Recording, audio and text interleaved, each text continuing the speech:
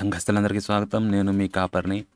మళ్ళీ అదే అబద్ధం అన్నమాట. అనేక మార్లు రిపీట్ చేయడము. రాముడు మాంసం తిన్నాడు అని చెప్పేసి ఆయన మనిషి తింటే తప్పేం కాదు అందుట్లో. పైగా క్షత్రియుడు, రైట్. కానీ ఇక్కడ విషయం అది కాదన్నమాట. ఆయన ఒక అబద్ధీకుడు ఆరాధ్యుడు ఎట్లా అవుతాడనేది ఇక్కడ క్వశ్చన్. ఇది దానికి ముందు అనేక సార్లు క్లియరెన్స్ ఇచ్చాము, ఉన్నది ఉన్నట్టుగా చెప్పాము. కాకపోతే జనాల్లోకి వెళ్ళలేదన్నమాట అది క్లియర్గా. అలాగే మొన్న వాట్సాప్లో నాకు కూడా ఒక ఆయన రిక్వెస్ట్ పెట్టాడనమాట. ఈ వీడియో ఉంది, ఒకసారి చూడండి పృథ్వీ గారు ఏంటా అని చెప్పేసి, ఈ ఛానల్లో మొత్తం ఇదే దరిద్రం అని చెప్పేసి అన్నాడు. సరే ఏంటా అని చెప్పేసి చూశాను. ఆ ఛానల్ స్పిరిచువల్ ట్రూత్స్ తెలుగు అని చెప్పేసి పెట్టుకుంటాడు. వీళ్ళ ట్యాగ్ చేస్తాను ఈ వీడియో ఆయనకి, మరి ఏం చేస్తాడో చూద్దాము. సో ఇదేంటంటే కింద మీరు చూడొచ్చు ఇప్పుడు ఈ వీడియోలో పెట్టినట్టుగా మానస సీక్స్ .తెలుగు అనే ఛానల్లో వచ్చిన వీడియోకి రామ ఈజ్ ఏ లయర్, రాముడు అబద్ధీకుడు, Rama ate meat, Rama is not worthy of worship అని చెప్పేసి పెట్టాడు అనమాట వీడియో.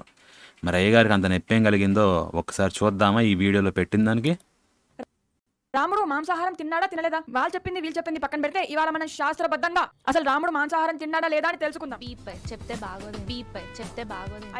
చెప్తే బాగోదేమో అని చెప్పేసి ఈయన చెప్తాడు ఇప్పుడు. 52వ సర్గంలోని 102వ శ్లోకం. ఇక్కడ సంస్కృత శ్లోకంలో క్లియర్ గా ఇవ్వబడింది, రాముడు తిన్నది పవిత్రమైన కందమూలాలని అని, జంతువుల్ని కాదు అని. అబద్ధాలు చెప్పకపోతే హిందూ మతం బ్రతకదనడానికి. సో ఒకటండి, అబద్ధాలు చెప్పకపోతే హిందూ మతం బ్రతకదా, లేకపోతే ఉన్నది సరిగ్గా చదవకుండా ఇంటెన్షనల్గా అబద్ధాలు చెప్పండి ఈ గొర్రెలు బతకరా, మీరే చూస్తారు ఈ వీడియోలో. ఉన్నదేంటి లేనిదేంటి ఈయన కల్పించింది ఏంటి, ఇవన్నీ కూడా మనం స్పష్టంగా చూద్దామనా. చూద్దాం. ఇది ఒక నిదర్శనం. తను చెప్పిన రెఫరెన్స్ ఇప్పుడు మనం చూద్దామయ్యా రా. మీకు స్క్రీన్ మీద పెడుతున్నాను చూడండి. ఈ వాల్మీకి రామాయణము శ్రీ పుల్లెల శ్రీరామచంద్రుడు గారు అనువదించింది తెలుగులోకి. దీని యొక్క ప్రచురణ ఎవరంటే ఆర్ష విజ్ఞాన ట్రస్ట్ హైదరాబాద్ అన్నమాట.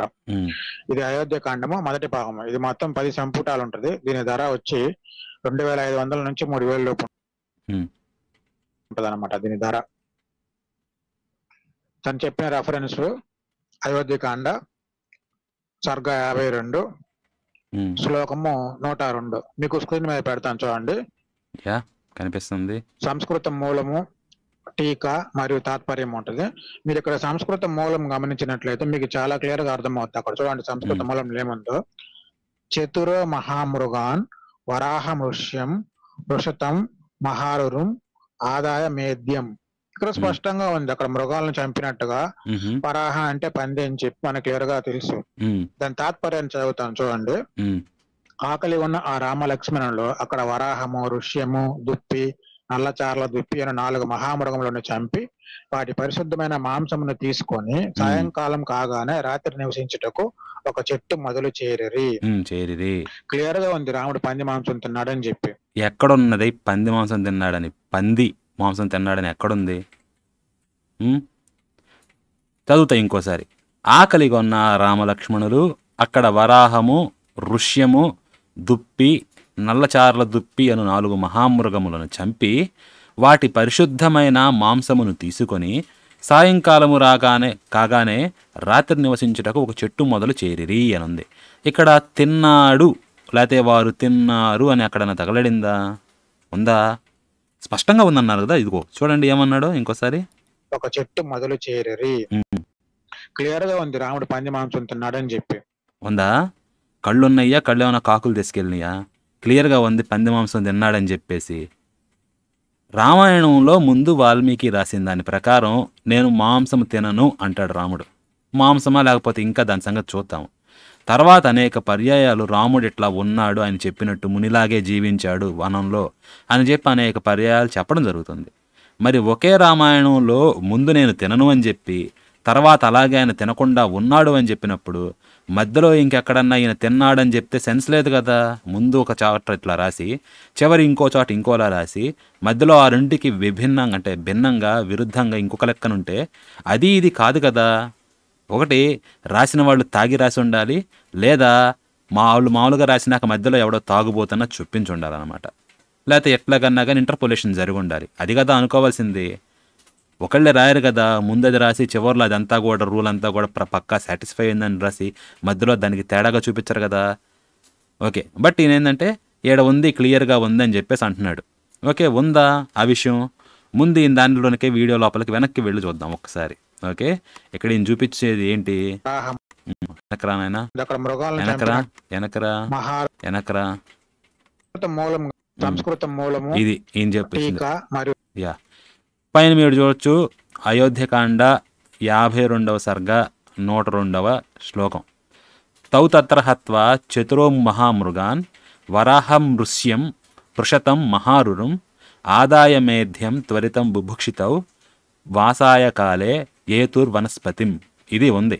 మీరు ఇక్కడ వరుస పెట్టి చూసుకున్న బుభుక్షిత అంటే ఆకలిగా ఉన్నవారు, ఆకలితో ఉన్నవాళ్ళు అనమాట. తౌ అంటే ఆ రామలక్ష్మణులు. ఇది ఎలా వచ్చిందంటే సంస్కృతంలో సహా అంటే అతడు, తద్దనే శబ్దానికి పుల్లింగంలో విభక్తులు వేస్తే ప్రథమా విభక్తి కింద సహా తౌ తే అని వస్తుంది. సహా అంటే అతడు, తౌ అంటే ఆ ఇద్దరు, తే అంటే ఆ ఇద్దరు, ఆ ముగ్గురు లేకపోతే అంతకన్నా ఎక్కువ మంది, బహువచనం కింద అనమాట. సో ఆ ప్రకారం ఈ తౌ అనే దానికి పైన తౌ అని ఉంది కదా, ఆ తౌ అనే దానికి ఆ ఇద్దరు ఎవరు? రామలక్ష్మణులు. తత్ర అంటే అక్కడ, యత్ర అంటే ఎక్కడ. ఓకే, అత్ర అంటే ఇక్కడ, తత్ర అంటే అక్కడ. హత్వ చతురో మహామృగాన్ అంటే హత్వ అంటే చంపి, చతురో మహామృగాన్ అంటే 4 మహామృగాలను. ఏమేంటి? వరాహం, వరాహము, అలాగే ఋష్యం, ఋష్యం అంటే ఋష్యమృగం అన్నమాట. ఆ తర్వాత పృషతం అంటే దుప్పి, ఆ తర్వాత మహారురుం అంటే నల్లచారల దుప్పి. ఈ 4టిని చంపి, ఓకే, తర్వాత చంపారనమాట. ఆదాయ మేధ్యం, ఆదాయ అంటే సేకరించడం, మేధ్యం అంటే ఇక్కడ ట్రాన్స్లేషన్ ఏం చేశారు? పరిశుద్ధమైన మాంసమును అని చెప్పి ట్రాన్స్లేట్ చేశారు. మాంసం అంటే ఈ జంతువుల నుంచి సేకరించారా? ఆకలేస్తే 4 అంటే ఒక వరాహాన్ని, ఒక రురుముని, ఒక పృషతాన్ని, ఒక ఇంకా మహారురుని, వీటన్నిటిని చంపి ఎంత మాంసం ఏం చేసుకుంటారు? నెత్తినేసుకొని కొట్టుకుంటారా? అక్కడ వాళ్ళకి స్టోరేజ్ ఫెసిలిటీ కూడా లేదు. ఇన్నిటిని ఎందుకు చంపాలి? చంపరు కదా. బట్ వీళ్ళు ఏంటంటే వీటిని మాంసం కోసం చంపారని అంటారు. రైట్, పరిశుద్ధమైన మాంసాన్ని. తర్వాత త్వరితం, తొందరగా సేకరించారనమాట. త్వరితం ఆదాయ అంటే తొందరగా సేకరించారు, ఆకలితో ఉన్నవారు. వాసాయ కాలే యయతుర్వనస్పతిం. తర్వాత ఏంటంటే కాలే అంటే పలానా కాలమునందు, సాయంకాలం అయిపోయిందనమాట, ఆ కాలమునందు. వాసాయ నివాసము కొరకు, ఏతుర్వనస్పతిం వనస్పతి అంటే వృక్షము, వనస్పతిం అంటే వృక్షాన్ని, యయతుహు అంటే చేరారు అని అర్థం అనమాట. రైట్, ఇక్కడ దాకా వచ్చింది కదా. ఫస్ట్ ఆఫ్ ఆల్ దీంతో మీకు ఇది కూడా చూపిస్తాను, గీతా ప్రెస్ వాళ్ళది చూపిస్తాను. దానికి చూడండి వాళ్ళు ట్రాన్స్లేషన్ ఏమని ఇచ్చారా అని చెప్పేసి, దాంతో మనకి క్లారిటీ వచ్చేస్తుంది. రైట్, ఉండండి ఒక్క సెకండ్, దీన్ని తీస్తాను. సో ఇది సర్గ 52 కింద, ఇది ఇక్కడతో అయిపోతుంది అనమాట. అందుకే కింద పైన 53 అని కనిపిస్తుంది. 102 అయిపోయి ఇత్యార్చే శ్రీమద్ రామాయణే వాల్మీకియ ఆది కావ్యే అయోధ్యాకాండే 52 సర్గ. ఇక్కడతో 52 అయిపోతుంది, 53 మొదలవుతుంది. అందుకే పైన 53 ఉందన్నమాట. సో తౌ తత్ర హత్వా చతురో మహామృగాన్ వరాహం ఋష్యం పృషతం మహారురం ఆదాయ మేధ్యం త్వరితం బుభుక్షితౌ వాసాయ కాలే యైతుర్వనస్పతిం. రామలక్ష్మణులు ఇరువురు ఆ వనములలో క్షత్రియ ధర్మమును అనుసరించి ఆశ్రమవాసులకు హాని గూర్చునట్టి అరవి పందులు, మనుబోతులు, కొమ్ముల దుప్పులు, చారల దుప్పులు అను చతుర్విధ మృగాలను వేటాడిరి. సాయం సమయమున పవిత్రమైన కందమూల ఫలములను తీసుకొని వచ్చి సీతతో కూడి ఒక చెట్టు నీడకు చేరి తిన్నాడని లేదు, వాటి మాంసమును సేకరించడం లేదు. ఎందుకంటే ఇక్కడ మీరు ఇక్కడ చూస్తే ఎక్కడ ఈ 4 మృగాల యొక్క అని చెప్పేసి లేదు, మృగాల యొక్క అని చెప్పాలంటే మృగం, మృగౌ, మృగాన్ అనేది ఉంది, ప్రథమ విభక్తి మృగ శబ్దం అన్నమాట ఇది. మృగం, మృగౌ, మృగాన్ అంటే మృగము, మృగములు 2, మృగములు అంతకన్నా ఎక్కువ, మృగాననుంది. అదే మనకి షష్ఠిలోకి వెళితే మృగస్య మృగయోహ మృగానాం అని రావాలంటే మృగము యొక్క, 2 మృగాల యొక్క, 3 లేదా అంతకన్నా ఎక్కువ మృగాల యొక్క, మృగానాం అని రావాలి. వచ్చిందా? ఎడన కనిపించిందా మీకు? మృగానాం మేధ్యం అని చెప్పేసి ఇక్కడ మనకి ఛందస్సు కూడా దెబ్బతిన్నదు. ఆదాయ మేధ్యం, మృగానాం మేధ్యం కలిసిపోతుంది. 6 పదాలే అయిపోతాయి అన్నమాట. సారీ 6 అక్షరాలు అయిపోతాయి కలిపేస్తే. ఆ ద య మే ధ్యం, సారీ ఇది 5 అక్షరాలు. తర్వాత మృ గా నా మా కింద మా ఒత్తు పెట్టి ఏత్వం పెడితే మేధ్యం 5 అక్షరాల పదమే అయిపోతుంది అనమాట కలిపేస్తే. ఛందస్సు ఎక్కడ దెబ్బతినదు, రైట్. మరి ఎందుకు ఆదాయ మేధ్యం అని చెప్పేసి పెట్టారు, మృగానాం మేధ్యం అని చెప్పేసి స్వీకరించారని చెప్పకుండా? ఓకే, ఏదన్నా కానివ్వండి, మృగముల యొక్క మేధ్యం అని చెప్పారా? చెప్పలా. బట్ ఇక్కడ ఇక్కడ మనకి పుల్లల శ్రీరామచంద్ర వాళ్ళు తీసిన ట్రాన్స్లేషన్ ఏమని చెప్పారు? కింద చూస్తే మీరు వాటి పరిశుద్ధమైన మాంసమును అని ఇక్కడ అంటున్నారు చూడండి. వాటి మాంసమును అనడానికి వాటి అనేది ఇక్కడ లేదు. వాటిని అనాలంటే ఇంకొక రకంగా కూడా చెప్పొచ్చు అనమాట. ఎట్లా? ఇందాక అన్నాను కదా, సహా తౌ తే అని చెప్పేసి, అంటే అతడు లేతే అది అట్లా పుల్లింగంలో వేసేటప్పుడు అనమాట. అదే షష్ఠీలో వేసినప్పుడు తస్య తయోహ తేషాం అని వస్తుంది అనమాట. తేషాం అంటే వాటి యొక్క అనేది అర్థం వస్తుంది. అదేమన్నా ఉందా ఇక్కడ? వాటి మాంసమును అనడానికి లేదు. కానీ శ్రీరామచంద్రుల వాళ్ళు ఈ ట్రాన్స్లేటర్ అనమాట వాటి అని చెప్పి పెట్టారు. ఇది ఈయన సొంత వాక్యం, పైన ఎక్కడ కూడా ఆ మీనింగ్ లేదనమాట. ఆయన ఇచ్చింది ఎక్కడ ఉంది? ఇక్కడ చూడండి, పైన చేసిన ట్రాన్స్లేషన్లో హత్వా చంపాడు, తర్వాత ఏంటి మేధ్యం అంటే పరిశుద్ధమైన మాంసమును అన్నాడు, కానీ వాటి పరిశుద్ధమైన మాంసమును అన్నాడా? అనలా. సో ఇక్కడ ఎక్స్ట్రా కల్పించింది ఏంటంటే శ్రీరామచంద్రుల వారు వాటి మాంసమును అని ఈయన చెప్పారు. ట్రాన్స్లేషన్లో లేని పంది మాంసమును తిన్నాడని చాలా క్లియర్గా ఉందని ఈ ప్రబుద్ధుడు చెప్తున్నాడు అనమాట కదా. ఇంతకీ అసలు ఇక్కడ మనకు అన్నీ బాగానే ఉన్నాయండి. బుభుక్షిత బాగానే ఉంది, త్వరితం బాగానే ఉంది, వాసాయ కాలే ఏయుతురు వనస్పతి అన్నీ బాగానే ఉన్నాయి, ఆదాయ అన్నీ బాగానే ఉన్నాయి. తేడా ఎక్కడ? మేధ్యం కదా. ఇంతకీ మేధ్యం అంటే ఏంటి? ఏందరండి చూద్దాం. మేధ్యం ఉండండి, సారీ మేధ్య అంటే ఏంటి? పవిత్రము, ముంజికసవు, శుద్ధి చేయబడినది, పవిత్రమైనది, యజ్ఞమునకు ఉపయోగమైనది, సమిధ, హవిస్సు మొదలైనది. ఇది లిటరల్గా మీరు వ్యుత్పత్తుల ప్రకారం పోతేనమాట. లేదు ఇంకా మనకి మేధ్యము అని తెలుగు లెక్కన కొట్టారనుకోండి, సేమ్ అదే. Fit for a sacrifice, pure, పరిశుద్ధమైనది, పవిత్రమైనది, పూతము, ఇవన్నీ వస్తున్నాయి అన్నమాట. యవధాన్యము, మేక, చండ్ర చెట్టు, మేకను కాదుగా ఇక్కడ తీసుకొచ్చింది, రైట్.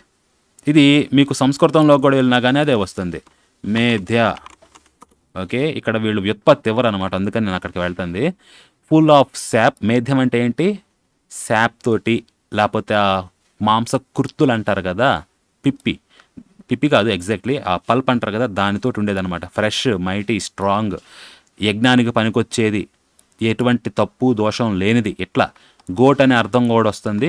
ఇంకా వేరేవన్నీ కూడా వచ్చినాయి, బార్లీ గింజలు అంట, ఇవన్నీ కూడా మళ్ళీ ఇట్లా ఆవు గాల్ స్టోన్స్ కానివ్వండి, ఇవన్నీ కూడా వస్తున్నాయి మీనింగ్. ఎక్కడన్నా ఇది కేవలం మాంసం అనందా? ఇంకా ఏదో ఆరిస్ రూట్ అంటున్నారు. ఈ ఆరిస్ రూట్ అంటే ఏంటి? ఇదిగోండి చూడండి. Orris root is a botanical ingredient that comes from the thickness of the beaded iris plant. So ఇది రకరకాలుగా ఉపయోగపడుతుంది. చూస్తానికి ఎలా ఉంటుంది ఇది ఆరిస్ రూట్ అనేది? ఒక సెకండ్, ఇది ఓపెన్ అవుతుంది. ఇదిగోండి ఇలా ఉంటుంది చూడడానికి. ఎడన్నా మాంసంలాగా కనిపిస్తుందా? కానీ ఏమంటారు ఇక్కడ తీసుకొచ్చేసి? మాంసాన్ని తిన్నాడు రాముడు అని చెప్పేసి అంటాడు. సారీ, ఇక్కడ స్క్రీన్ మీద పెట్టడం మర్చిపోయాను. సో స్క్రీన్ మీద చూడండి, ఆరిస్ రూట్ అంటే ఇదన్నమాట. మొత్తం చూసారు కదా, ఉండండి లేకపోతే ఇక్కడ నేను చూపించుకొస్తాను. ఇది మేధ్యము అంటే ముంజి కసపు, పవిత్రము, పరిశుద్ధమైనది, fit for a sacrifice, munja grass కానివ్వండి, ఇవన్నీ కూడా మీరు సంస్కృతంలో చూసినా కానీ కైండ్ ఆఫ్ ఆరిస్ రూట్ అంటున్నారు, ప్యూర్ అంటున్నారు, ప్యూరిఫైడ్ అంటున్నాడు, ఇన్ని చెప్తున్నాడు. సో ఇక్కడ మాంసము కేవలం జంతువుల నుంచి తీసే మాంసం అనడానికి లేదు. సో ఆదాయ మేధ్యం అంటే వాళ్ళు మాత్రం మాంసము అని చెప్పేసి పరిశుద్ధమైన మాంసము అని పుల్లెల శ్రీరామచంద్రులు ట్రాన్స్లేట్ చేశారు. వాటి అనడానికి అర్థం లేదనమాట మనకు అక్కడ కూడా. ఓకే, కానీ శ్రీరాముల వారు వాటి అని చెప్పేసి ఎక్స్ట్రా యాడ్ చేశాడు. ఈ ప్రబుద్ధుడేమో ఏకంగా పంది మాంసాన్ని తిన్నట్టు స్పష్టంగా క్లియర్గా ఉందన్నాడు. తిన్నాడు అనే పదం ఎక్కడ ఉంది చూపించమనండి. చూపిస్తాడా? ఎక్కడ లేదు అక్కడ తిన్నాడు అనడానికి. బట్ తిన్నాడనే చెప్తారనమాట. అబద్ధం చెప్పంది గడవదు కదా ఎవరికంటే, ఇదిగోండి వీళ్ళకన్నమాట గడవంది. ఇంకా ఏం చెప్తాడు చూడండి, దీన్నే ఎక్స్ప్లెయిన్ చేసుకుంటూ వచ్చారు కదా చూడండి. ఇంకా ఒక చెట్టు మొదలు చేరారు క్లియర్ గా ఉంది. రాముడు పంది మాంసం తిన్నాడని చెప్పి. నీ బొంద ఉంది క్లియర్గా, ఎక్కడన్నా క్లియర్గా కనిపిస్తుందండి మీకు? ఈ సన్నాసి చెప్తున్నాడు కానీ ఒక వర్గం వారేమో ఒప్పుకుంటారు, ఎందుకంటే రాముడు దేవుడు కాదు, రాముడు కూడా మనిషి, రాముడు కృష్ణుడు మాంసం తిన్నారని చెప్పి. నేను మరోసారి చెప్తున్నాము, రామకృష్ణుడు క్షత్రియులు, వాళ్ళు మాంసాహారం తిన్నారు. వాళ్ళకి అక్సెప్ట్ చేయటంలో ఏం ప్రాబ్లం లేదు. ఇంకొక వర్గం వారు ఇప్పుడు కంప్లీట్గా శ్లోకాలు డీటెయిల్డ్గా డెప్త్గా చదివేంత ఓపిక అందరికీ ఉండదు కదా. ఇప్పుడు వాళ్ళు చదివారో లేదో వాళ్ళతో కూడా ఒకసారి కూర్చొని మాట్లాడి చెప్పింది ఏంటి, వాళ్ళు క్షత్రియులు, వాళ్ళు మాంసం తిన్నారా అనే విషయం పక్కన పెట్టి తిన్నారమ్మా అందుట్లో తప్పులేదు అంటున్నారు. తిన్నారని ఎక్కడ? సింపుల్, ఇదే పదం అడగండి. తిన్నారు అనడానికి ఎక్కడ ఉంది? తిన్నాడు, తిన్నారు అని లేదు, ఎక్కడ లేదు పదం. అక్సెప్ట్ చేయలేరు ఇలాంటి వాళ్ళు. ఎందుకు అంటే ఇక్కడ రాముడు తిన్నారంటే రాముడు పచ్చి అబద్ధకుడు అయిపోతాడు. ఇప్పుడు ప్రాబ్లం ఏంటంటే ఇదిగోండి ఇదే మాట, రాముడికి ఇట్లా తిన్నట్టయితే ఆయన పచ్చి అబద్ధికుడు అయిపోతాడు. ఎందుకు అంటే ఇక్కడ రాముడు తిన్నారంటే రాముడు పచ్చి అబద్ధకుడు అయిపోతాడు. అది కూడా ఎలాగో చూద్దాం. తను ఇంకొక రెఫరెన్స్ చెప్తుంది, అదేందో చూద్దాం ఒకసారి, వినండి. అలానే వాల్మీకి రామాయణంలోని అయోధ్యకాండలోని సర్గం 2లో కూడా రాముడు వనవాసానికి బయలుదేరుతున్నప్పుడు ఆయన రాజభోగాలన్నింటినీ త్యజించి తేనె, కందమూలాలు, ఇంకా ఫలాలతోనే జీవితాన్ని గడుపుతాను అని చెప్పారు. తను చెప్పిన రెఫరెన్స్ అనేది టోటల్ గా రాంగ్. రెఫరెన్స్ కూడా సరిగ్గా తెలుసుకోకుండా ఆ వీడియోలు చేస్తూ. ఓకే, రెఫరెన్స్ రాంగా అంటే అక్కడ ఇచ్చిన రెఫరెన్స్ రాంగేనండి, అంటే శ్లోకం రాంగ్ కాదు. అక్కడ ఇచ్చింది ఏంటి, అయోధ్యాకాండ, ఓకే, సర్గ 2 సంస్కృతంలో రాశారు, శ్లోక 29 అనమాట. పైన శ్లోకం తప్పు రాయాల, కింద నెంబర్లో 2 పక్కన 0 పడలేదు అనమాట. టైపో ఎర్రర్ ఇది, ఎవరికైనా అర్థమవుతుంది అనమాట చూసినోడికి. టైపో ఎర్రర్స్ కామన్గా జరుగుతుంటే, కాకపోతే మనకి ఏంటి జరగకూడదు తప్పు, శ్లోకం తప్పు చూపించకూడదు. శ్లోకం వరకు తప్పు చూపించలా, కింద టైపో మాత్రం తప్పుపడింది. రైట్, ఓకే, సరేనండి.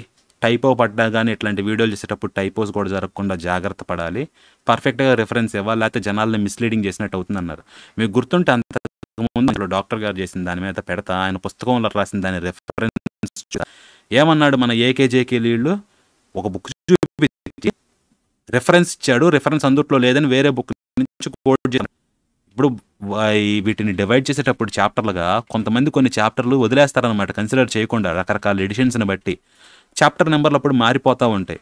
సో ఈ పుస్తకంలో ఈ చాప్టర్ అని చెప్పాలనుకోండి, అంటే పలానా చాప్టర్ అని ఇస్తే మీరు మీ బుక్ ఓపెన్ చేస్తే వేరేలాగా అనిపిస్తుంది. ఇప్పుడు ఎగ్జాంపుల్ భారతమే తీసుకోండి, నేను పలానా చాప్టర్ అంటాను, మీరు ఓపెన్ చేశారనుకోండి గీతా గోరఖ్పూర్ వాళ్ళది, అందుట్లో ఒక చాప్టర్లో ఉండొచ్చు, లేకపోతే వేరే చాప్టర్లో ఉండొచ్చు. ఇప్పుడు క్రిటికల్ ఎడిషన్ తీసుకున్నారంటే అది కంప్లీట్లీ డిఫరెంట్గా ఉంటుంది.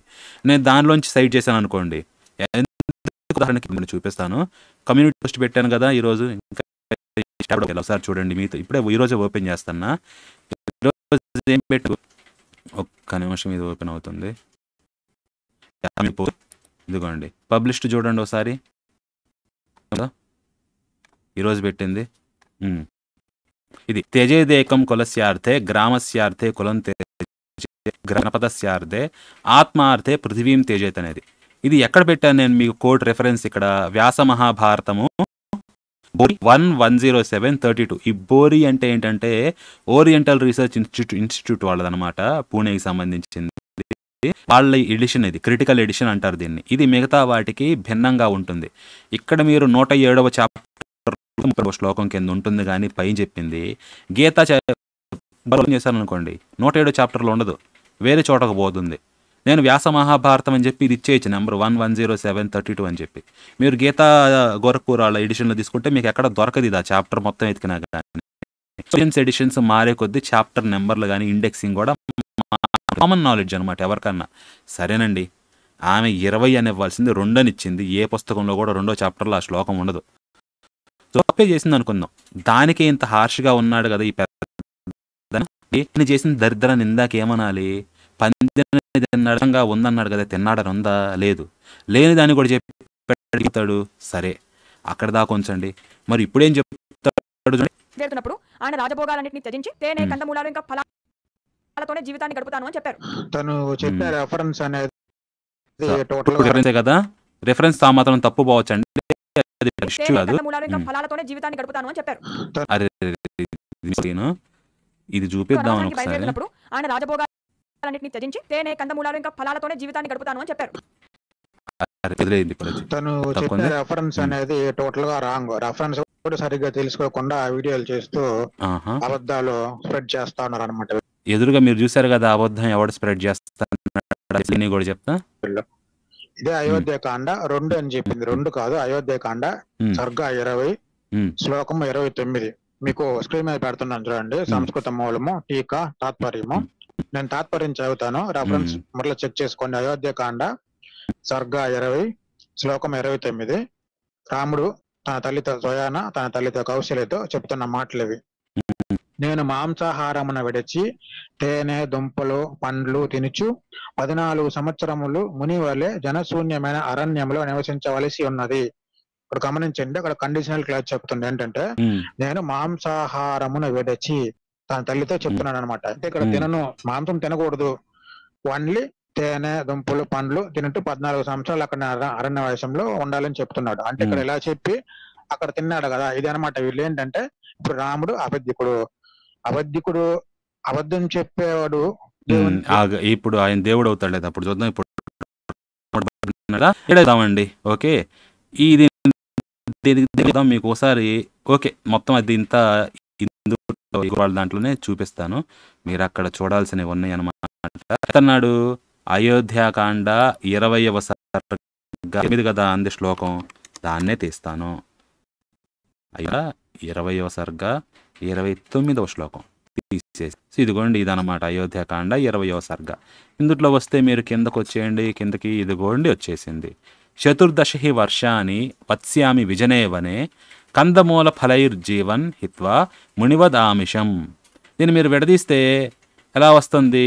14 హి వర్షాన్ని, హి అనేది ఇండీడ్ నిశ్చయంగా అని చెప్తుంది అనమాట. నిశ్చయంగా 14 సంవత్సరాలు, వత్స్యామి వసిస్తాను, విజనే వనే జనములు లేని అరణ్యములో, కందమూల ఫలైర్ అంటే కందమూల ఫలైహి కందమూల ఫలాలతోటి, జీవన్ జీవిస్తాను, హిత్వా మునివద్ హిత్వా అంటే లేకుండా, ఏంటి ఆమిషం ఆమిషం లేకుండా, మునివద్ ట్రాన్స్లేట్ చేశారనుకోండి, దండకారణ్యమునకు వెళ్ళుచున్న నాకు రత్నాసన. సో దానికి ఎందుకు రావాలండి ఇంకొంచెం, నేను రాజభోగములను త్యజించి ఓకే కందమూలములను తినుచు మునుల వలె నిర్జనమైన 14 సంవత్సరముల పాటు నివసించవలసి ఉన్నది అని చెప్పి, అక్కడేమో నేను మాంసమును త్యజించి అని చెప్పేసి చేశారు చంద్రబాబు ట్రాన్స్లేషను.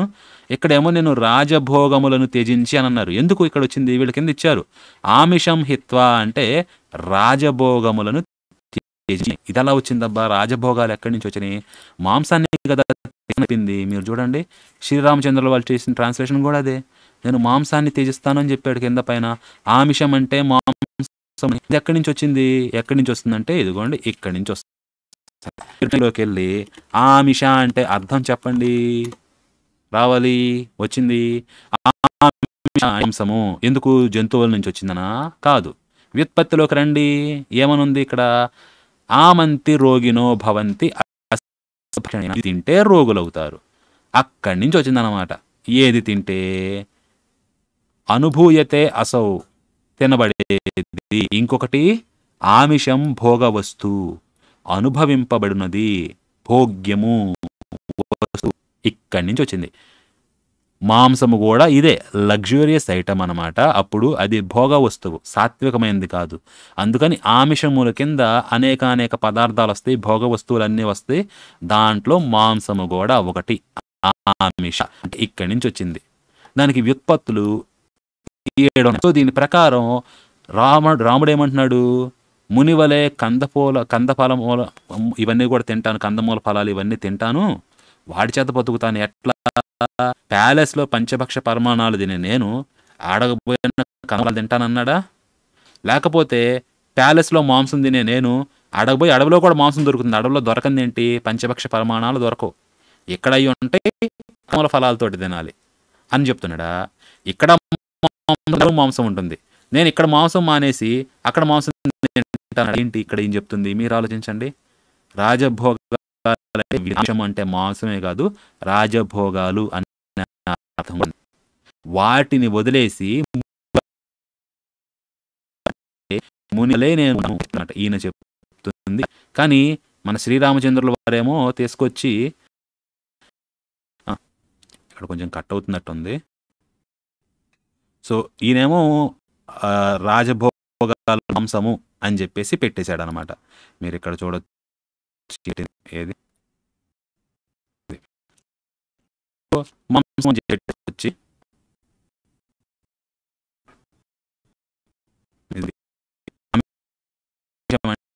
అంటే చెప్పేది. ఓకే, సో ఇప్పుడు మీరు ఇదేనా కింద కూడా చూసారనుకోండి, ఇంకా వేరేవి కూడా ఉంటాయి. ఇందా చూడండి ఒకసారి వచ్చి అన్నాడు, భరతాయ మహారాజో యువరాజ్యం మాం పునర్దండకారణ్యే నివాసయతి తాపసం అంటున్నాడు. భరతుని కొరకు భరతాయ మహారాజో యువరాజ్యం ప్రయచ్చతి, యువరాజ్యం చెప్పేసి కోరుకున్నారు. మాం పునః దండకారణ్య నివాసి అయితే తాపసం, దండకారణ్యనందు తాపసి వలె నివాసం చేయాలి అని చెప్పేసి ఈయన చెప్తున్నారు అనమాట మునివృత్తితోటి. ఓకే, షట్ చ అష్టౌ. ఓకే, షట్ 6 చ మరియు అష్టౌ 6 8 కలిపి 14 అనమాట. చ వర్షాన్ని వినవనే 14 సంవత్సరాలు ఆ వనంలో ఉండను అంటున్నాడు అనమాట. ఆసేవమానో వన్యమూలైశ్చ వర్తయన్, ఆసేవమాను పాటిస్తాను, వన్యాని ఫలమూలై. సో వనములో ఉంటా, వనంలో ఏవైతే దొరుకుతాయో ఉంటాను, అడవిలో లభించు ఫలమూలములను సేవిస్తూ ఈయన చెప్తున్నాడు. పైన చెప్పింది పైన కందమూల ఫలైర్జీవన్ మునివద వన్యాని ఫలమూలైశ్చ వర్తయన్. నేను ఇక్కడ చెప్పిన ఇదంతా ఆమిషం రాజభోగములను విడిచి త్యజించి అనే అర్థం మాత్రము తప్పదు. ఓకే, అని చెప్పేసి శ్రీరామచంద్రుల వారు చేశారు. అయినా ఒకవేళ ఇది మాంసం అనే తీసుకున్నా మనకు అక్కడ కాంట్రడిక్షన్ వస్తుంది. ఓకే, ముందు తినను అని చెప్పాడు, తర్వాత ఈయన తినలేడు అని కూడా ఉంటుంది, మధ్యలో మాత్రం ఇట్లా తిన్నాడు అని లేకపోయినా వీళ్ళు తీసుకొచ్చి ఇప్పుడు ఏమవుతుంది, లేనివి తీసుకొచ్చి పెడతంటే వీళ్ళని ఏమన్నా ఎలా అనొద్దా వీళ్ళని, అది వీళ్ళనమాట నిజమైన అబద్ధికులు. ఓకే, ఇది రాముడు మాంసం తిన్నాడా అంటే తిన్నాడని లేదు, ఆమిషం అంటే మాంసం అంటే ఎస్, బట్ ఇక్కడ సందర్భం ప్రకారం చూసుకుంటే రాజభోగాలు అనేది ఇంకా బాగా సెట్ అవుతుంది. రాజభోగాలను విడిచిపెట్టి కందమూల ఫలాలు తింటాను అని చెప్పేసి అంటున్నాడు. రాజభోగాలు అంటే అందుట్లో మాంసం ఉందా, ఉండొచ్చు, మాంసం తింటారు, వాళ్ళకి అది నిషిద్ధం కాదు. సో ఉండొచ్చు అన్నమాట, ఇబ్బంది లేదు. ఓకే, సో తర్వాత తిన్నాడా తినలేదంటే నడు అనడానికి ఎటువంటి ఆధారము లేదు. దీన్ని ఇక్కడ వరకు పెట్టేద్దామని క్లియర్గా ఎక్స్ప్లెయిన్ చేస్తాం వచనం.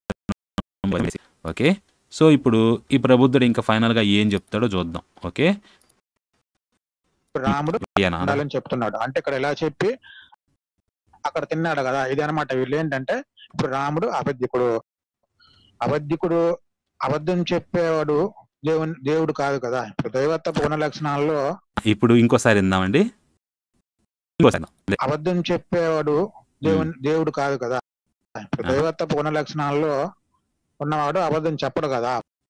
సో అబద్ధం చెప్పేవాడు ఆరాధనకు అంటే పూజించుటకు యోగ్యుడు కాదు కదా. సో ఈ విషయం ఎక్కడ బయటపడుద్ది అని చెప్పి ఇలాంటి వాళ్ళు ఈ మత సాందర్శవాదులు చాలా మంది కవర్ చేస్తూ ఉంటారనమాట. ఏ అపకారం చేయదు, జంతువుని తినే లుచ్చా ఎదవలు ఎవ్వడవు కూడా మనిషే కాదు. If is not human, how is a Hindu, how is a Christian, how is a Muslim, is a tug and rogue. నేను మరోసారి చెప్తున్నా, రామకృష్ణుడు క్షత్రియులు వాళ్ళు మాంసాహారం తిన్నారమ్మా. ఏ అపకారం చేయదు, జంతువుని తినే లుచ్చా ఎదవలు ఎవ్వడవు కూడా మనిషే కాదు. If is not human, how is a Hindu, how is a Christian, how is a Muslim. Frankly అండి, గరికిపాటి వారు కానివ్వండి, ఆయన తప్పు చెప్పినప్పుడు వారు చెప్పారు కాబట్టి సమర్థించాలి. Okay, when it's clearly wrong దాన్ని రాంగ్ అని చెప్పమాట. అలాగే ఈ ఓకే వాళ్ళు చెప్పారు, వాళ్ళు ప్రశ్నిస్తున్నారు, కానీ వీళ్ళున్నారు చూసారా స్పిరిచువల్ ట్రూత్స్ అని చెప్పంట. ఓకే, ఇలాంటి వాళ్ళు మాత్రం పచ్చి అక్కడ ఎదురుగా శ్లోకం తీసి ఎదురొచ్చి లేనిపోనివన్నీ కూడా చెప్తున్నాడు అందుట్లో. ఉందా అందుట్లో ఈయన చూపించిన వాటిలో అని? లేదు. సో ఎప్పుడన్నా పలానాది ఇప్పుడు దానిన్న డీప్గా వెళ్ళి రీసెర్చ్ చేయాలి కదా ఇట్లాంటివి తీసుకొచ్చి వీడియో. నేను ఇక్కడ ప్రవచనకర్తలను కూడా బ్లేమ్ చేస్తానండి. వాళ్ళు గా రీసెర్చ్ చేసి బయట చెప్తే బాగుండేది. మరి ఎవరో తెలియదు, వాళ్ళు అయితే ఆబ్వియస్లీ ఇక్కడ తప్పు చెప్తున్నారు. వాళ్ళు తప్పు చెప్పినప్పుడు నేను దాన్ని తప్పు అంట వాళ్ళని వాళ్ళు పెట్టుకోను నేను. ఓకే, వాళ్ళు తప్పు చెప్పారు, ఇక్కడ ఆయన తిన్నాడని. ఎనీహో దీని దగ్గరికి అయిపోవ కొట్టేద్దాం. ఇప్పుడు దేవుడు అనేవాడు అబద్ధం చెప్పడు. దేవుడు అనేవాడు ఇట్లా అబద్ధాలు చెప్పేవాడు ఆరాధన అన్నాడు కదా. ఓకే, మరి ఒక ఆయన ఉన్నాడండి మేగులు కొట్టించుకొని ఏలాడాడు చెక్కకి. ఆయన అబద్ధం చెప్పాడా లేదా? ఇప్పుడు ఆయన్ని పూజిస్తారు కదా వీళ్ళందరూ, ఈ గొర్రెలందరూ కూడా. మరి ఆయన అబద్ధం చెప్పాడంటారా? మరి చెప్తే ఆయన దేవుడు అవుతాడా? ఇప్పుడు అబద్ధం చెప్పినంత మాత్రాన మీకు నాకు వచ్చిన నష్టం, ఆయన మాంసం తిన్నా తినకపోయినా మీకు నాకు చేసిన అన్యాయం ఏమీ లేదు. మీరు ఆయన నమ్మకపోయినంత మాత్రాన ఆయన మిమ్మల్ని ఏదో చేస్తానని చెప్పడం లేదు. రైట్? ఆయన మీకు ప్రామిస్ చేయాల. ఆయన చేసి తప్పినా కానీ మిమ్మల్ని నమ్మమని చెప్పాలి. దానికి మీకు ఎటువంటి నష్టము లేదు, మిమ్మల్ని మీ మీద ఎటువంటి బ్లేము వేయలేదు. అవునా? ఇప్పుడు అయ్యగారు చేసిన ప్రామిస్లు ఏంటో చూద్దాం ఒకసారి. ఆయన మనకి చేస్తున్నాడు ప్రామిస్, అంతేగా రాముడు మీకు నాకు చేయలా. యేసు మనకు చేస్తున్నాడు, నజరేయుడైన యేసు ప్రామిస్. మరి నిలబెట్టుకోవాలి కదా. నేను ఈ తరం అందే వచ్చేస్తాను, ఈ తరం నందు ఇంకా మరణం రుచి చూడని వాళ్ళు ఉంటారు, ఈ తరం ఇంకా మిగిలిండగా నేను వచ్చేస్తాను, మీరు తప్పకుండా ఆయన రావడం చూస్తారు. ఈ ప్రామిసులు చేశాడు, రాలేదు. రైట్? రాకపోవడం వల్ల మనకి పెద్ద నష్టం లేదనమాట. ఇప్పుడు అది సంబంధం లేదు. అయితే ఇప్పటికీ కూడా వ్యాలిడ్ అయిన ప్రామిస్లు పనికిరానివి కొన్ని ఉన్నాయి అన్నమాట, పని చేయనివి కొన్ని ఉన్నాయి. వాటి సంగతి చూద్దాం. ఓకేనా? అందుకు యేసు, మీరు విశ్వాసము కలిగి సందేహపడకుండాని ఎడల ఈ అంజూరపు చెట్టును చూసి, అంటే దానికి జరిగిన దాన్ని చేయటం మాత్రమే కాదు, ఈ కొండను చూచి నీవు ఎత్తబడి సముద్రములో పడవేయబడదు గాకని చెప్పిన ఎడల అలాగు జరుగునని మీతో నిశ్చయముగా చెప్పుచున్నాను. మరియు మీరు ప్రార్థన చేయనప్పుడు వేటిని అడుగుదరో అవి అది దొరికినవి అని మీరు నమ్మిన ఎడల వాటినన్నిటినీ పొందుదురు అని వారితో చెప్పాను.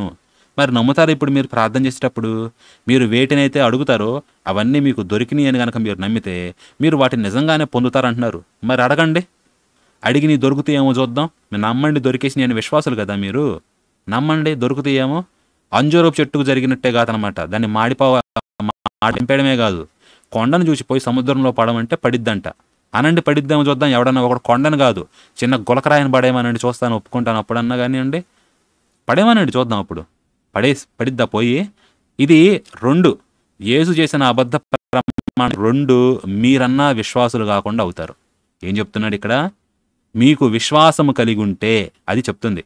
1 మీరు విశ్వాసులన్న అవ్వాలి, కానీ యేసు చెప్పింది అబద్ధం అవ్వాలి. 2 యేసు చెప్పింది అవిశ్వాసులు అవ్వాలి. మీరు విశ్వాసం ఉంటేనే కదా మీకు ఇది జరిగేది. సో జరిగే విశ్వాసం లేదని ఈ స్టాండర్డ్ ప్రకారం పోతే ఐదర్ విశ్వాసులు ఉన్నారు, యేసు అబద్ధీకుడు అవుతాడు. లేకపోతే యేసు నిజమైన వాడు, ప్రపంచమంతా అవిశ్వాసులే ఉన్నారు, ఇంక్లూడింగ్ ఎవ్రీ క్రిస్టియన్ అన్నమాట. అది ఏదో ఒకటి ఇందుట్లో తేలేది. అంతేనా? ఇంకా ఉన్నాయి. మత్తయి 7వ అధ్యాయం 7 నుండి 8. అడుగుడి మీకు ఇయ్యబడును, వెతకుడి మీకు దొరకను, తట్టుడి మీకు తీయబడును అని చెప్పేసి పెద్ద స్టేట్మెంట్ ఇచ్చారు. మీరు అడిగితే దొరికేమో. అడుగు ప్రతివాడును పొందును, వెదుగువానికి దొరుకును, తట్టువానికి తీయబడును అన్నాడు. ప్రతి వాడికి కూడా దొరికిద్దంటయ్యా. మేము టెస్ట్ పెట్టాము పాస్టర్కి, తర్వాత రోజు నుంచి రాలే ఇంకా ప్యానల్కి ఏలియా అని చెప్పేసి. ఒకరోజు పెట్టా, నేను కూడా బాప్తిజం తీసుకుంటానండి, నా కండిషన్ ఇది అని చెప్పి, మీరు ఇది అడగండి మీ ప్రేయర్లో అని. ఆ తర్వాత రోజు ఇంతవరకు ఛానల్కి రాలేదన్నమాట. అది అడిగాం, ఇవ్వబడలా. వెతుకుతున్నాం, దొరకడంలా. తడుతున్నాం, తీయడంలా. మళ్ళీ మత్తయి సువార్త 18వ అధ్యాయం 19-20. మరియు మీలో ఇద్దరు తాము వేడుకొని కూర్చేను భూమి మీద ఏకీభవించిన ఎడల అది పరలోకమందున్న నా తండ్రి వలన వారికి దొరుకును అని మీతో చెప్పుచున్నాను. ఇందాక ఒకళ్ళే సరిపోతుందండి, ఇప్పుడు ఇద్దరు గురించి చెప్తున్నారు. ఇద్దరు ఏకీభవిస్తే గనక ఖచ్చితంగా దొరుకుతుందని. మరి మందలుగా వెళ్తారు కదా చర్చిలకి, గుంపులుగా. ఏకీభవించరా? దొరకదా? మరి మీరు మీ ఇంట్లో వాళ్ళు, మొగుడు పెళ్ళాళ్ళు, అన్నదమ్ముళ్ళు, అక్క చెల్లెళ్ళు, ఎవరో ఒకళ్ళు అడగండి, ఏకీభవించండి ఒక దాని గురించి. మాకు ఇంట్లోకి ఫ్రిడ్జ్ రావాలని వచ్చిద్దేమో, మాకు ఇంట్లోకి పెద్ద టీవీ రావాలి 80 ఇంచెస్ అని చెప్పేసి. ఏలయనగా 2-3 నా నామమున ఎక్కడ కూడి ఉందో నేను వారి మధ్యన ఉందును అని చెప్పారు. ఇది గుర్తుపెట్టుకోండి. 2-3 చర్చ్ ఎక్కడ అంటే వీళ్ళు ఈ స్టేట్మెంట్ చెప్తారు అన్నమాట. 2-3 నా నామమున ఎక్కడ కూడి ఉందరో అక్కడ నేను ఉందును అని చెప్పాడు కదా. అంటే 2-3 కలిస్తే ఈయన పేరులో ఉంటారంట వాళ్ళ మధ్యలో. ఇది గుర్తుపెట్టుకోండి. మత్తయి 18లో 20 అన్నమాట. ఇంత చూద్దాం. ఓకే, ఇప్పుడు మార్కు 11వ అధ్యాయంలో 24 అందుచేత ప్రార్థన చేయనప్పుడు మీరు అడుగుచున్న వాటిని ఎలను పొంది ఉన్నామని నమ్ముడి, అప్పుడు అని మీతో చెప్పుచున్నాను. ఓకే, మీరు పొందాము అనుకుంటే అనమాట. ఇందాకే చెప్పినట్టుగా మీకు ఒకని మీద విరోధమేమైనను కలిగి ఉన్నాడలా మీరు నిలువబడి ప్రార్థన చేయనప్పుడు ఎల్లను వాని క్షమించండి అని చెప్పేసి అంటున్నాడు. బాగానే ఉంది.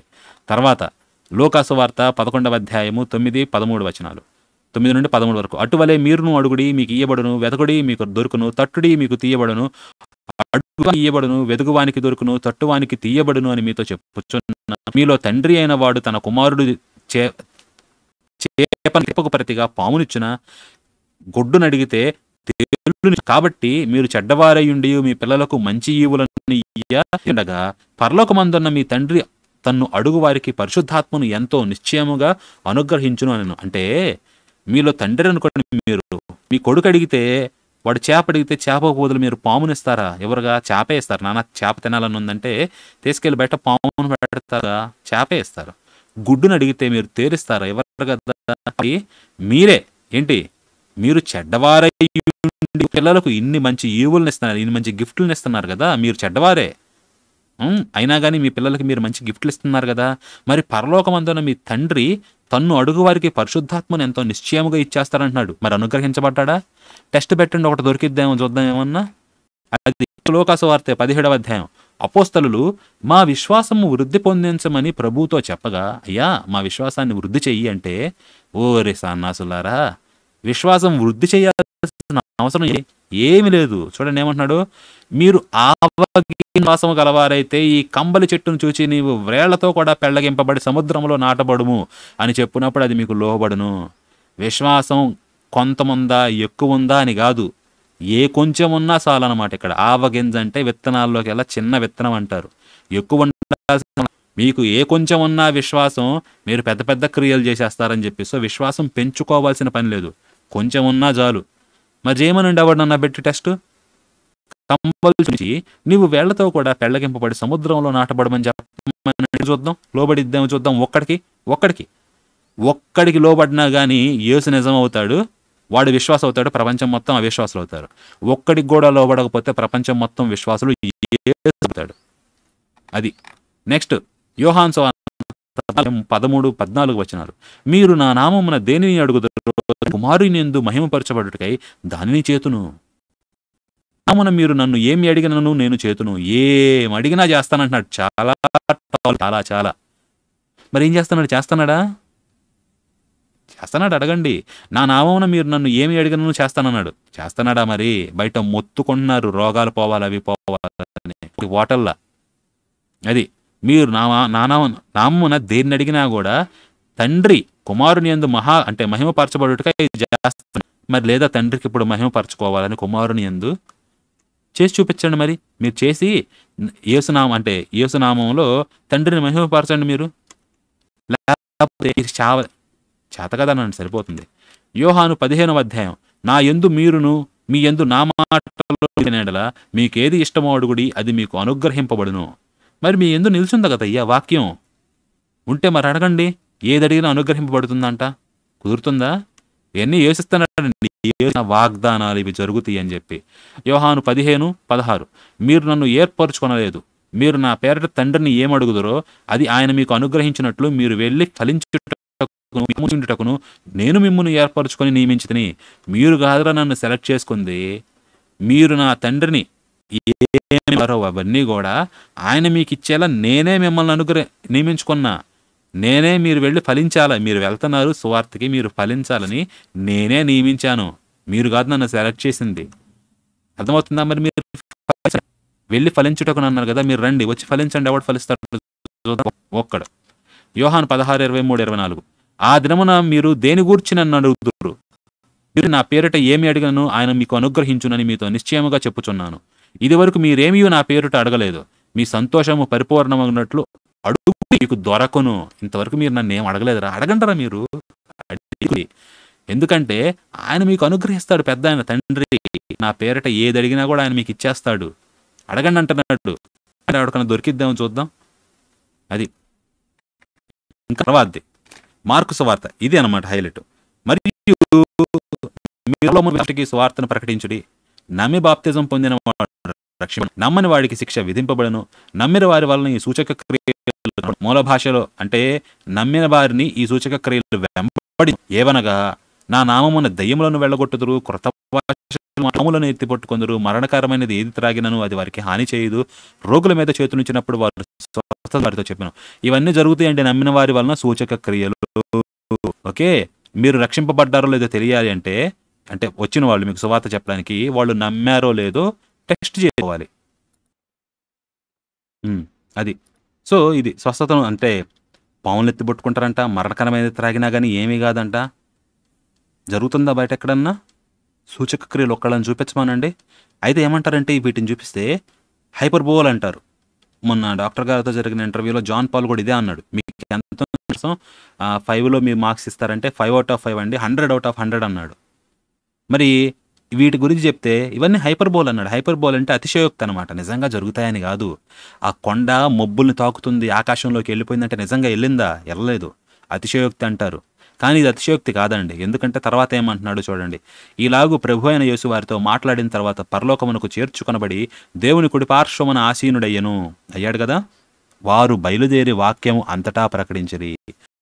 అయితే ఉన్నారో వీళ్ళు వెళ్ళి అంతటా వాక్యాన్ని ప్రకటిస్తున్నారు. వాళ్ళు కొంతమందిని మారుస్తున్నారు, వాళ్ళు ఇంకొంతమందిని మారుస్తున్నారు, మార్చబడుతూ ఉన్నారు వరుసపెట్టి. ప్రభువు వారికి సహకారుడయ్యుండి వెనువెంట జరుగుచూ వచ్చిన అంటే మూల భాషలో వెంబడించుచుండెన సూచక క్రియల వలన వాక్యమును స్థిరపరుచుచుండెను. వీళ్ళ వెనకాల వస్తా సూచక క్రియలు వెనకాల జరిగిస్తా వాక్యాన్ని స్థిరపరుస్తున్నాడు. వీళ్ళ వెంట వస్తానే ఉన్నాడు, వాక్యాన్ని స్థిరపరుస్తూనే ఉన్నాడు. ఇంటికి వచ్చిన వాళ్ళని కూడా స్థిరపరచమనండి, వాక్యాన్ని ఓ సూచక క్రియ చేయమనండి చూద్దాం. దెయ్యాలను వెళ్ళగొట్టమనండి, లేకపోతే ఓ మరణకరమైన త్రాగి తప్పించుకోమనండి, లేదా కొండనెత్తి సముద్రంలో పడేయమనండి. చేస్తారేమో. ఒకటి పైన అన్నాడు కదా ఏమని, 2 లేదా 3 నా నామమున ఎక్కడో కూడి ఉందరో వారి మధ్య నేను ఉంటానని. మీ ఇంటికి గుంపులకు వస్తారు 100 మంది, వాళ్ళ మధ్య ఉంటాడు కదా. చేయమనండి ఒక సూచక్రియ. వాళ్ళని చేయలేదంటే అర్థం ఏంటి? వీళ్ళు విశ్వాసులు గారా యేసు ఫేకా ఏంటి? ఆలోచించుకోండి మీరే.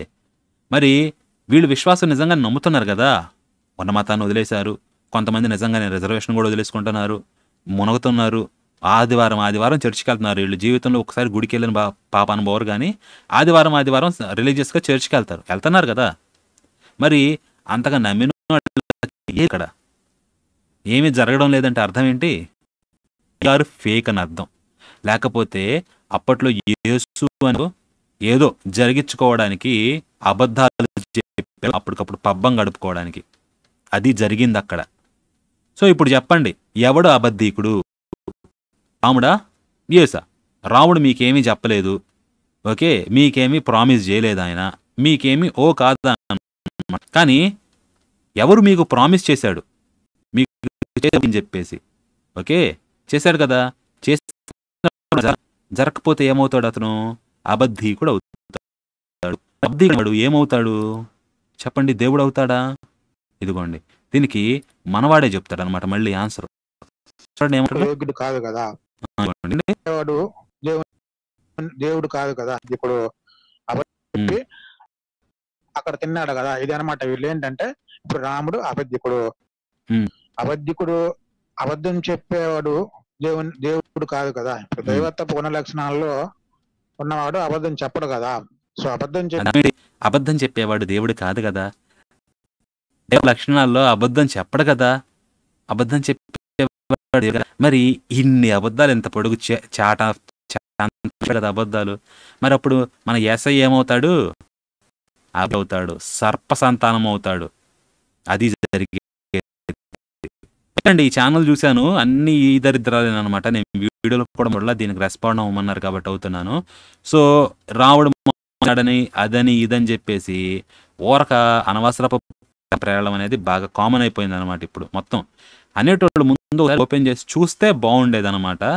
వాళ్ళు మన ప్రవచనకర్త ఒకళ్ళిద్దరు చెప్పిన వాటిని పట్టుకొని ఇక అదే ఓదరగొట్టేస్తూ ఉంటారు. గమనించుకోవాలి వాళ్ళు చెప్పిన అయినా కానీ. యాక్చువల్గా మూలంలో ఏముంది లేదని చెప్పేసి ఇట్లా కాంట్రాడిక్టరీ విషయాలకు వచ్చినప్పుడు బైబిల్ కూడా అంతే. బైబిల్లో అనేక వైరుధ్యాలు ఉన్నాయి. ఓ చోట ఒక ఏజ్ చెప్తాడు, ఇంకో చోట ఇంకో ఏజ్ చెప్తాడు.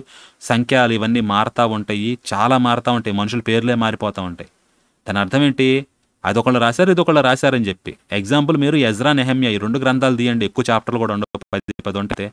సో అందుట్లోకి వెళ్ళి చూడండి, వీళ్ళు తిరిగి బబులోన్ నుంచి వెనక్కి వచ్చేటప్పుడు ఎలా వచ్చారు, ఎవరెవరు వచ్చారని చెప్పేసి పేర్లు, వాళ్ళ కుటుంబం ఎంతమంది, నెంబర్ ఎంత వచ్చారు, ఇదంతా కూడా రాసి ఉంటుంది. మీరు తీసుకొని కంపేర్ చేసి చూడండి ఎన్ని వైరుధ్యాలు ఉంటాయి అందుట్లో. దాని అర్థం ఏంటి? అది ఇది వేరు వాడు రాశాడు, అదే జరిగింది. కాకపోతే వీళ్ళు వాటిని కూడా కలిపేసి పరిశుద్ధాత్మ ప్రేరేపించి ఇదంతా రాయిచ్చింది, ఇదంతా నిజమే అంటారు అనమాట. అక్కడ తేడా పడేది. ఓకే, సో ఇది ఆయన మాంసం తిన్నాడా అంటే రాముడు మాంసం తిన్నట్టు లేదు వాల్మీకి రామాయణంలో ఎక్కడా. ఆమిషం అంటే మాంసమా? ఎస్, కానీ భోగ వస్తువు, భోగము అది కూడా వస్తుందన్నమాట ఉంచేది. సో లగ్జరీ అనుకోవచ్చు మీరు ఇప్పుడు అర్థమయ్యే భాషలో చెప్పాలంటే. సో అక్కడ రాముడు నేను లగ్జరీని వదిలే ఇలాగా కందమూల ఫలాలను తింటూ వనంలో ఉంటాను 14 ఏళ్ళు అన్నాడు. అది ఆయన చెప్పింది, ఆయన అట్లాగే పాటించాడు. వాలి చనిపోయిన తర్వాత సిటీలోకి రమ్మంటే నేను రాను అంటాడు, నేను రాకూడదు అని చెప్పేసి. రావణాసుడితో పాటు యుద్ధం జరిగేటప్పుడు కూడా తర్వాత ఆయన లంకలోకి ఎంటర్ కాడు, బయట అటునుంచి అటే వెళ్ళిపోతాడు వెనక్కి. ఆయన చెప్పిన మాట ఆయన బాగానే నిలబెట్టుకున్నాడు. మీకు ఇవ్వాలా మాట, మనకి ఇవ్వాలా మాట, కానీ ఆయన ఎవరికైతే ఇచ్చాడో వాళ్ళకి బాగానే నిలబెట్టుకున్నాడు. అందుకని మర్యాద పురుషోత్తముడు అనమాట. అక్కడ లేనివన్నీ కూడా తీసుకొచ్చేసి వీళ్ళు ట్రాన్స్లేషన్ సరిగ్గా చేయకుండా ఆ సరిగ్గా లేని ట్రాన్స్లేషన్ పట్టుకొని మొత్తం రాముడిని బద్నాం చేయాలని చెప్పేసి చూస్తున్నారన్నమాట. అలాంటి వాళ్ళు యేసు ఇక్కడ ఇంత ఘోరంగా విఫలమైనప్పటికి కూడా మా వాడు పరిశుద్ధుడు మా దేవుడు అని చెప్పేసి మట్టలు పట్టుకొని ఊపుతూ ఉంటారు అన్నమాట చేసేది. యా, సో అదండి. ఇట్లా వీళ్ళు వదిలేట ఎన్నిసార్లు చెప్పినా కానీ, కాకపోతే మీరు కూడా తెలుసుకోవాలన్నమాట. కొంచెం సంస్కృతం మంచిది, లేకపోతే వీళ్ళు చేసే చెల్లంగితనాన్ని కనిపెట్టడం కష్టం. పచ్చి చెల్లంగితనం చేస్తున్నాడు. పేరుకేమో స్పిరిచువల్ ట్రూత్స్ అనమాట పెట్టేది, అందుట్లో ట్రూత్ తప్పించి అంతా బూతే ఉంది. Okay, it's a ruse, it's an elaborate ruse అనమాట. ఇంక అనవసరం అండి. వీడియో నచ్చితే లైక్ చేయండి, షేర్ చేయండి, ఛానల్ ఇంకా సబ్స్క్రైబ్ చేయకపోతే సబ్స్క్రైబ్ చేయండి. మళ్ళీ మరొక ఆసక్తికరమైన అంశంలో కలుసుకుందాం. అప్పటి వరకు ఉంటాను. మరలా తదుపరి మీ కాపరి. స్వస్తి.